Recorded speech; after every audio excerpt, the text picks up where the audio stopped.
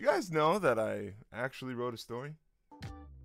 As many of you know, I am a youth pastor, and so I was at church on Sunday, and I heard probably the worst rendition of a story. I'm a very creative individual, and I knew from the get-go that I had an opportunity. You see, the pastor was telling a story about how this boy wanted to get into his parents' house. It was time for food, and the whole idea was that the boy was just covered in mud, and he needed to get clean before he could enter his parents' home. Now, the idea was to use that as an analogy that we have to get ourselves clean before you come to Christ. And theologically, God is the one who gets us clean. We need to come to Him in recognition of who we are, and then He is the one that will set us free from our sins. We don't get to do that for ourselves. So I was like, this story is not, and I stopped listening. Honestly did. And the pastor was admitting that there was holes in the story, but there was like the bigger picture at hand. But I was like, nah, man, I've got the story. So I'm just clicking away at my phone, making up this story.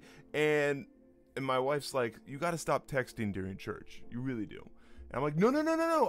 My brain is just, I've written stories before. I've written tales, and I've heard a poet say once that when creativity hits, it's like a tidal wave, and you just gotta catch that wave, because you can't just like write a note and try and catch it later, because it's not gonna have the same intensity. So I just rode the wave, and this story is called A Boy and His Mud.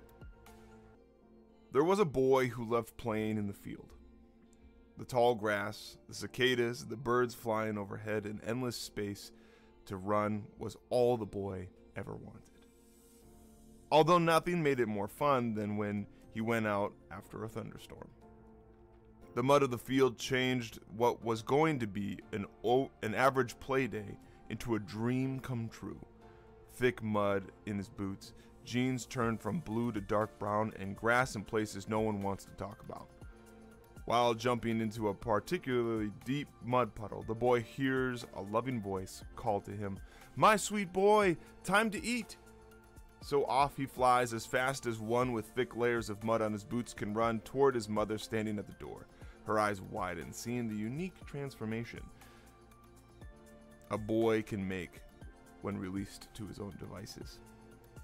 "You can't come in like that," she says, restraining a mix of humor and revulsion. "Why not?" asked the boy, already forgetting the amount of mud caked over his body. "Because you're a mess," she explains, "and we can't have you tracking mud through the house." The boy looks at his mother, and with a look of seriousness that only small boys can manage, responds, "Then I'll take my boots off." The mother sighs. "No, you can't. You'll get mud on the couch. You are covered from head to tiny toe in this stuff." "I won't go on the couch then," he explains. "No," she says again, then having experienced sons in mud on many occasions in her life, she decides to cover all the bases. "If you are not clean from head to tiny toe, you will end up getting mud all over the house." "That's not fair," the boy exclaims. "It's my house," explains the mother. The boy looks down at his mud-slicked hands and then, in a moment of brilliance, exclaims, "But you said that anybody can come in, so it's my house too." The mother smiles. "Of course, sweet boy, but you have to be clean to be in here." Frustrated, the boy stomps away. "How am I supposed to get clean?" He stomps out into the field. The field, once a place of freedom and recklessness, now looks gross and dirty. This place of fun, now the reason he can't go into his home. A mud puddle splashes under the boy's boots, catching his attention. He says to nobody in particular, "Mom wants me clean. I bet I could get clean here." As the reader might know, a mud puddle will not assist you in your goal if your goal is to get clean. But the reader might also know that a young boy is not the best to take cleaning advice from. So, the boy found himself still dirty and coated with mud. Some of the mud did fall off, but it was replaced with more mud. Frustrated, the boy thought of another plan. A small pond lay on the other side of the field. After a small walk that had its fair share of slips and slides, the boy arrived. "You want me clean, Mom?" he yells. "Just you wait!" With the speed and vigor that only small boys contain, the child ran and leaped into the pond. The water covered him, but only to his waist, which, in all honesty, was quite a letdown for the boy. He had almost lost his desire for the food his mom offered because of the anticipation of swimming. The boy began to exit the water, disappointed, when he found himself in yet another predicament. His boots had sunk into the muck that had made the bottom of the pond.